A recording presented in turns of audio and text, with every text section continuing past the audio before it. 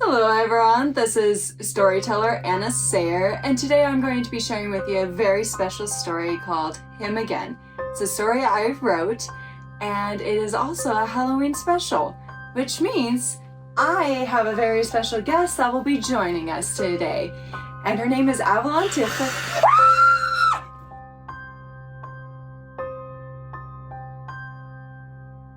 So like I was saying, my friend Avalon Tiffin is joining us today. Thank you so much for giving us that wonderful scare to start out this Halloween video. It was an absolute pleasure, let me tell you. I really enjoy scaring people, so.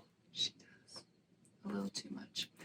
Anywho, so we are going to be reading Him Again out of the book. So, after you. Ladies first. Well, thank you. Terrifying queens first. Chapter 1, The First Nightmare. I gradually descend the darkened stairs. There's one person leading the way with a dim fire for light. There are two others behind me. A man I had never seen before I began the descent, and another guard. At last, we reached the bottom, where we are greeted by several more male figures, masked by some type of darkened paint, smeared over their faces. The other man and I are forced to stand in front of the masked figures, me standing closer than the other man. A figure approached. It was a face I had come to dread seeing in my dreams. He was handsome. The smile he wore as he approached me was anything but charming. His eyes bore into mine as he lunged. I was frozen, unable to move except to close my eyes. I heard the blood-curdling scream of the man behind me as fangs bore into his skin, draining the life from his body. The sound echoed in my mind as I launched awake. My body was soaked in sweat.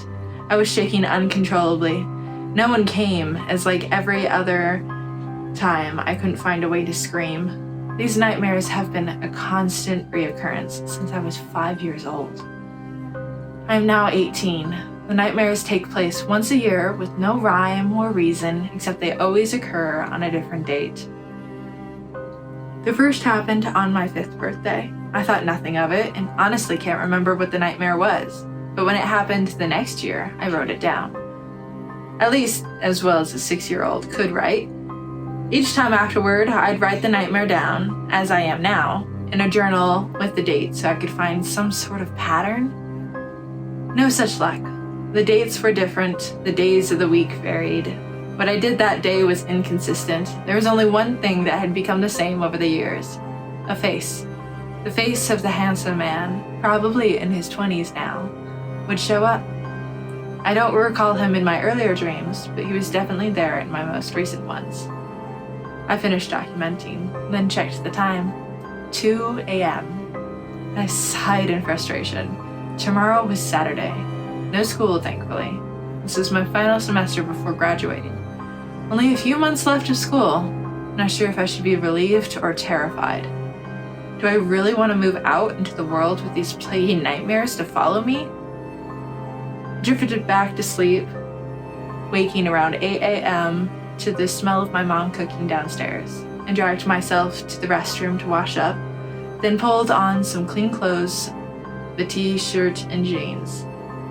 "Morning, Mom," I greeted as I entered the kitchen. "Morning, babe. Want some breakfast?" "Yes, please. Thank you. You're the best mom ever." My mom laughed. "Well, I'm glad you think so. What time do you have to work?" 11. "Nice." I nodded, helped myself to some bacon and eggs. The doorbell rang, startling me a bit. "I'll grab that." "Go ahead and finish your breakfast." I nodded as I already had another spoonful of eggs shoved into my mouth. A moment later, my mom called out to me, "Lindsay, it's for you." Puzzled, I quickly swallowed my new mouthful of bacon before heading to the door. As I passed my mom, she whispered in my ear, "He's really cute." "Huh?" I questioned, as I moved to come into view of who was standing in the doorway. I completely froze. I struggled to keep myself from shaking, or worse, crumble in front of the figure in front of me. Chapter 2. Nightmare Relived. "Hi, Lindsay," he greeted casually, as if we actually knew one another. "I'm here to work on our school project." I reacted with a glare, which he forcefully returned. "Oh, I didn't realize you were working on a project before work. Let me make a plate for your friend. You two can head up to the game room. I promise I won't interrupt," my mom naively suggested. "Thank you, Mrs. Porter." He gave me a look. "Are you going to continue staring at me, or are you going to let me in?" I hesitated, but knew my mom would become suspicious if I refused to let him in, so I stepped aside. His arm brushed against mine as he entered, causing a severe chill to course through me. I know I don't really know him, only what was in my dreams, yet I couldn't shake the feeling that he was dangerous. My mom handed me a plate of food, then informed us to let her know if we needed anything. The guy replied cheerfully while I silently led the way to our game room. I was really wishing I had my pocket knife on me. I would feel much safer if I did. Once the door was clicked shut, he turned his attention to me. "You're being unusually quiet, Lindsay. It's unbecoming of you." "Who are you?" I shot at him, not bothering to hide my contempt.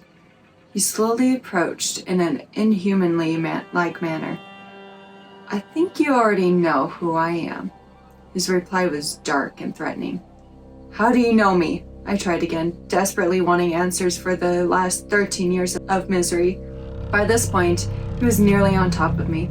I refused to budge. I wouldn't risk becoming backed into a corner by this psycho. He leaned in close to my ear and whispered, "I've always known you, Lindsay Abigail Porter." I resisted the urge to shudder as he whispered my full name. I didn't like that he knew my full name, or knew where I lived, or that I was still in school. This guy was a complete creep, and I just let him into my house. I smirked seductively as he touched my bottom lip. "Come with me." I stared into his eyes, removing all traces of fear from them as I responded, "No." His face darkened, the smirk gone. I wasn't asking. In a flash, we were jumping from the window, both his arms wrapped around me. Instead of falling, I could see the ground flying past us as we soared high above. We were moving so fast that my breath had caught in my lungs. I couldn't scream. I couldn't tell him to put me down. He'd literally trapped me in his arms high above the world. The flight didn't last long before we were landing. As I tried to steady my legs, I felt something bind my hands together. I looked down but couldn't see anything. "What did you do to me?" I demanded. He smirked at me, refusing to answer. He nodded to something behind me. A moment later, I felt strong hands grab a hold of me, dragging me away. I felt something cover my mouth, though. Just like the bonds holding my wrists, it would appear to others that there was nothing there. I was taken to a room, then left there. It felt like forever before someone came back. This time, there were 4 men. Astonished, I recognized one of them as the man from my nightmare last night, the one whose screams I could still hear ringing in my head. He must have noticed my surprise, as he looked at the ground sadly, refusing to make eye contact with me. I was then pushed to stand in front of the man. We were marched through a hallway that had a downward slope. At one point, the slope turned into literal stairs. I couldn't resist the shivers shaking my being as I recognized the staircase and the dim firelight held in the hands of the guard in front of me.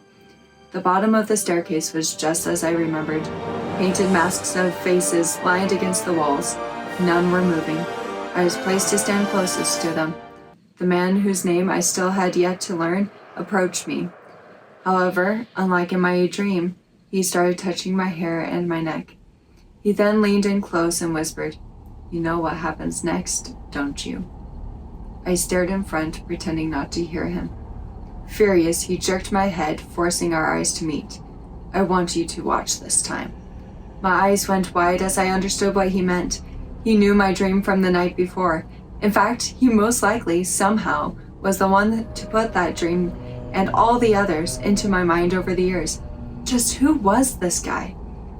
He jerked my head to watch as a different creature swiftly moved past us, stop in front of the guy I had come down with, and sink his teeth into his neck.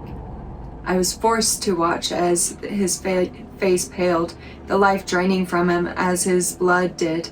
I felt a tear fall from my cheek as the awful scene unfolded, his screams piercing the air in this dark dungeon room.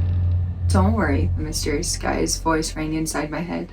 "It's not your turn. Yet." He finally released my head roughly. "I'll be seeing you soon, Miss Lindsay Porter." Chapter 3. Water Nightmare. He didn't give me a chance to respond. I was somehow whisked back to the game room. I stood there, uncertain what I should do next. At last, I decided to go downstairs and talk to my mom. "Hey, Mom. What's up, sweetie?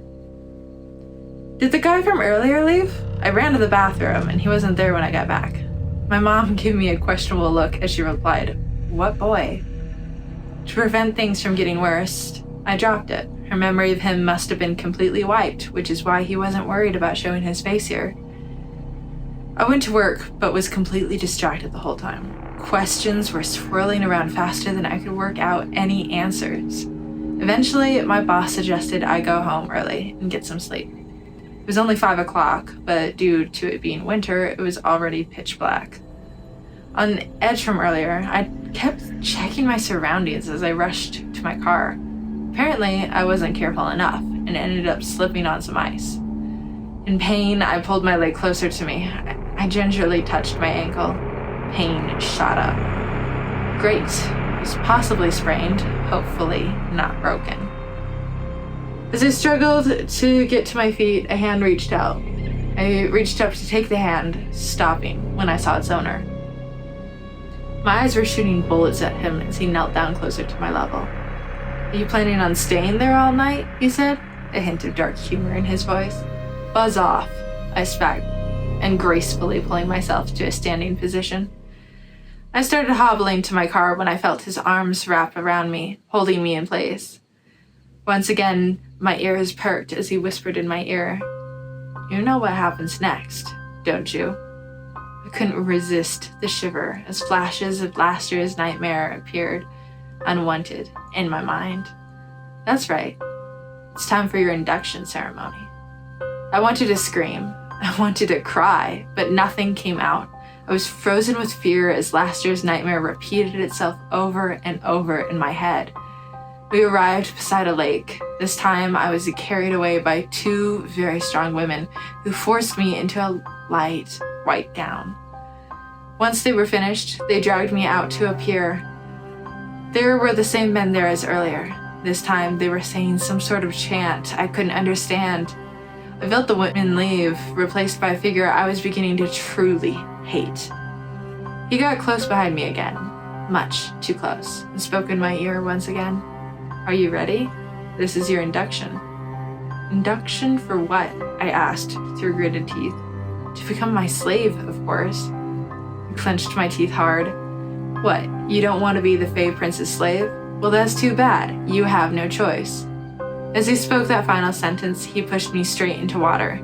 The invisible bonds were placed on my wrist, mouth, and legs, preventing me from being able to swim. The water was rigid cold, numbing my entire being. My body burned for air. I started seeing spots as I sunk farther and farther into the darkness. As my vision completely faded, I saw his smirk under the water and heard him say the words I never wanted to hear again. "I'll be seeing you soon, Miss Lindsay Porter." Chapter 4. Fire Nightmare. When I gained consciousness, I found I was back at home. It was the next morning. I was shivering cold. I noticed my clothes were still soaking wet from the night before, a reminder that this was no longer my nightmares. They were now a reality. Before I showered or changed, I grabbed for my journal, flipping through the pages till I found it. The nightmare from 2 years ago. I could feel my face pale as I read what was to happen, knowing full well this time it would be real. I shakily moved to my shower with a pair of dry clothes. As I pulled off the dress, I realized it was the same one I had fallen into the lake in. Another reminder that this wasn't a nightmare. I tried to enjoy the warmth of the shower, filling my body with, but all I could think of was the next thing to happen. Unable to stand the heat anymore, I jumped from the shower and tried to change quickly, only to be reminded I had injured my ankle the night before. When I was finally dressed, I headed downstairs to find something to calm my angry stomach. The stress was starting to eat at me, and I needed something to help. I pulled some leftover soup from the fridge, then proceeded to put it in a pan to heat it on the stove. I turned the switch for our gas stove. I saw a spark, indicating the gas was lighting, but quickly switched it back off. My breath was shaky, so I took several deep breaths to calm myself. It helped a little, so I decided to eat cold chicken noodle soup instead. Since it was Sunday, my family would be attending church in a few hours. I headed back upstairs to get ready. I donned my favorite black and blue dress. The black and blue combo had a calming effect on me. I did my hair and makeup in an attempt to forget everything that had happened and pretend this was a normal Sunday. A part of me knew it would be anything but normal. In my journal entry, it had said, Sunday, April 22nd, 2019. Today was the 22nd of January, and a Sunday. Nothing unusual happened at church, same at our family's dinner. In fact, I was beginning to think everything could have just been a dream when the doorbell rang right after dinner. Lindsay, would you mind answering that? No problem. Smiling from joking with my cousin, I reached the door. As my eyes rested on the figure there, my smile disappeared from my lips and my eyes. Well, this is quite disappointing. I don't get a smile? He asked, fully aware he wouldn't be receiving a smile from me unless he painted one there. Who is it, honey? My dad called from the living room. No one. Must have been some kids pulling a prank. I turned to face my unwanted visitor. Leave, I warned. Okay, he said a little too quickly. I was definitely a bit taken aback when he noticed. Don't worry, his expression changed to his terrifying smirk. I'm leaving with you. I wasn't given a chance to say anything as he yanked me out the door and took off with me once again. I wanted to scream so badly. I didn't want what was coming next. I was completely terrified. We landed this time in a place surrounded by trees. It would have been a very lovely clearing if there hadn't been a raging bonfire smack dab in the middle. I could feel the Fae Prince still behind me as he moved in even closer and spoke into my ear. Ready for the cleansing? I hope so, because you don't have any choice. I'm glad you are already dressed for the occasion. Then he did something he hadn't before. He buried his head into my neck and breathed deeply. I'll miss the scent. I'm sure you'll smell even better, though, after the cleansing. This time, tears did fall. The heat, however, evaporated them as they hit my cheek. I felt his smile on my neck.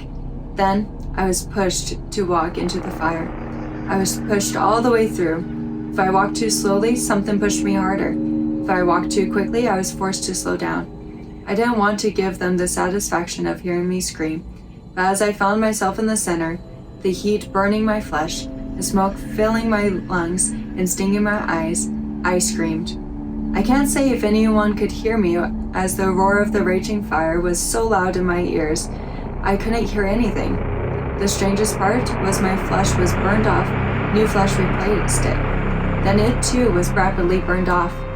The process continued in a never-ending cycle until, at last, I was through the fire and whatever had been pushing and pulling dispersed. I fell to my hands and knees, coughing and wheezing. I could see out the corner of my eyes the Fae Prince approaching. He once more dropped to my level and offered his hand. I glared up at him and telepathically started using some very colorful language to curse him out, basically telling him to get away from me. Instead of becoming angry, he smiled. That jerk had the gall to smile at me. Seems you figured out I can read minds. Not only that, I can put things into your mind. Good. I can see that will come in handy moving forward. Congrats on passing your cleansing. I'll be seeing you soon, Miss Lindsay Porter. I used all my strength to rise as he turned his back on me. I lunged to attack. I never made it. I was suddenly back at my own home, still standing in front of the door as if I had never left. I lifted my hand to wipe the tears that were now cascading when I saw it. There, etched into my wrist, was a peculiar symbol. I didn't need to ask what it was. It was obvious. It must be that Bay Prince's emblem. He had marked me as his property. Chapter 5. Living My Nightmares. The next few months were the same nightmare.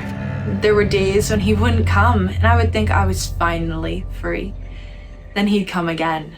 I'd relive each of my nightmares in reverse order, sometimes twice or 3 times in one day. The next time, I was trapped in a room where the walls slowly closed in on me until I was literally squashed into a box.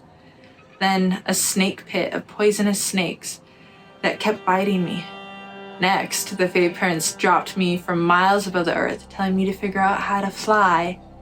I failed and was centimeters from becoming a pancake. Afterwards, I was placed in a room of complete darkness with only the sound of lightning and thunder to keep me company. I kept seeing faces that looked like clowns with each strike of lightning, but never able to find anyone. This was followed by a room of giant tarantulas and black widows, then left out in the middle of a desert with nothing to see for miles. I was forced to walk for several days to find a way out. Next, he left me in the middle of a crowded room for a whole day. The next day, it was a massacre as all those people were killed in various ways, from chainsaws, swords, guns, hatchets, baseball bats, knives, arrows, etc. I was the only one left alive. I thought he was really planning on killing me when he chopped me behind the steering wheel of a race car, put a brick on the gas, and left me to continue down the road till the road ran out and I was hurtling off the side of a cliff. I survived all that, somehow. I was tired of it, though. I'd become irritable at home, work, and school. People were talking and staring at me. My parents were scared to speak to me as I kept yelling at them. I felt bad. It wasn't their fault. I just couldn't handle it anymore. The stress of never knowing when he would show up. The fact that I had reached the point where I was only remembering one more nightmare, but knew there was one more afterwards. I wasn't sure which was worse, knowing the full details of what was to come, or not knowing more than a few lines of the horror I was to face. All I knew for the next one was the 3 sentences I had written at 6 years old. I was tied to a bed. There were a lot of sharp things that hurt a lot. Someone, please help me. It was June 1st. I was graduated. My parents wouldn't let me leave the house in the state I was in. They had tried to give me help, but for some mysterious reason, those that came would forget our whole conversation, and their notebooks would be blank. I knew what was happening, and no one else could. I had to go through this agony alone because no one could help me. I had trapped myself in my room, was barely eating anything of late. I felt his presence before I saw him. He held out an apple to me. Eat. You may have survived all those things so far, but you won't survive starvation. I raised my head sideways at him and smacked his hand hard, sending the apple flying. I had never seen him become really angry before, until in that moment. His eyes turned a dark purple as he wrapped his hand around my neck. You are not allowed to die on me. You understand that? I don't care if you think you are invincible. It's only because of me you are still alive. I smiled at him, knowing full well I was losing my mind. You think I should be grateful for that? I've been through literal hell and back thanks to you. Actually, I think hell would be a paradise compared to everything you've been putting me through. I'd rather die than endure it anymore. I saw something flash through his eyes. It looked strangely familiar. It was similar to the looks I saw each day I've looked in the mirror since he had come into my life. Fear. Then it was gone. It was his turn to smile as he growled. Well, I think you will enjoy what I have in store for you next. I know I'm going to enjoy it. Without warning, he grabbed me and transported me to a very dark room. There were red lights, enough for me to make out a whip and an assortment of other things I didn't recognize.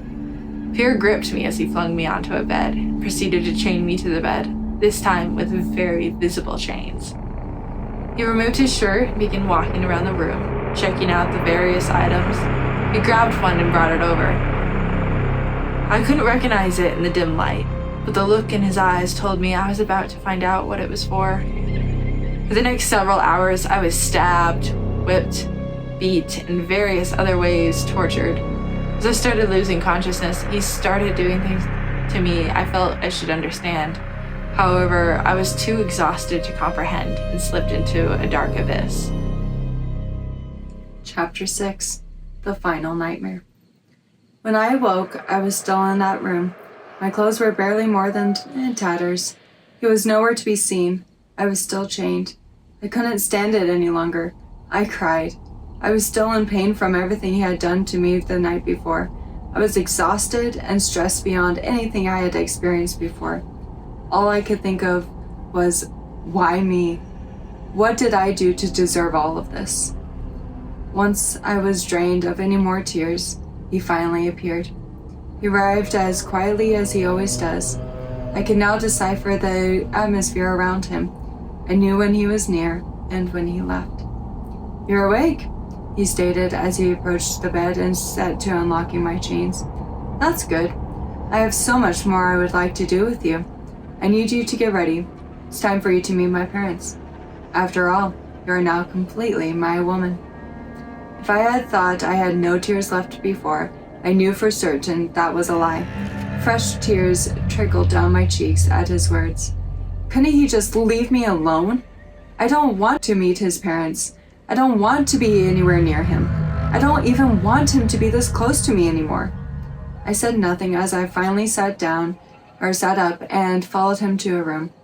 "Shower and change into the clothes I've prepared for you." He left, locking the door behind him. Numbly, I did as he had instructed. As I took myself in the mirror, I was a complete mess. My hair was uncombed, and I had put some makeup on. However, the bruises and cuts were evident through the dress. I had severe dark circles outlining my eyes. I looked as I felt, tired and destroyed. As I stood staring at myself, this moment suddenly felt like deja vu. In robotic movements, I turned to look at the only window in the room. It was surprisingly unlocked. I yanked it open and moved it to sit on the ledge. Looking down, I could see I was several stories up. He had said last night the only reason I was still alive was because he was, somehow, protecting me. He was nowhere near me now. He was probably in another room of this mansion. Fear gripped me as I took in the decision I was making. I didn't want to die. I didn't want to leave my parents, friends, and other family. I had wanted to go to school, earn a degree, get a well-paying job, get married, have kids, and grow old enough to see my great-great-grandkids. Yet life had taken a turn I hadn't seen coming. My parents had gone through so much watching me suffer these last few months. Wouldn't it be better for them if they didn't have to watch their child change into a despicable human being? Wasn't it better for everyone if she didn't exist anymore? Plus, she had finally found the thing that scared the Fey Prince. The thought of losing her. Wasn't this the best revenge? I wouldn't have to suffer this nightmare anymore. Maybe, if there was a God, he'd be lenient knowing everything I had suffered through. As these thoughts played through her mind, Lindsay Abigail Porter did something she had promised herself at 5 years old she wouldn't do. She had told herself she was stronger than that. She could survive anything that came her way. At that tender age of 5, she could have never imagined the things she would have to suffer at a still young age of 18. Now here she was, falling to her death. Did she regret it? A bit. Did she wish she could turn back time and stop herself from jumping from that window? Probably. That is one question we'll never have answered. What we do know is she will never have to see him again. And that is the story. Thank you all for watching. I hope you all enjoyed. And also, once again, Avalon for being here and your fabulous reading. Thank you. And of course, Becca Malott for doing both of our incredible makeup. Please don't forget to subscribe. We would love to see you in the next video. And I hope you all have a wonderful night. Avalon, would you do the honors? I would. Bye.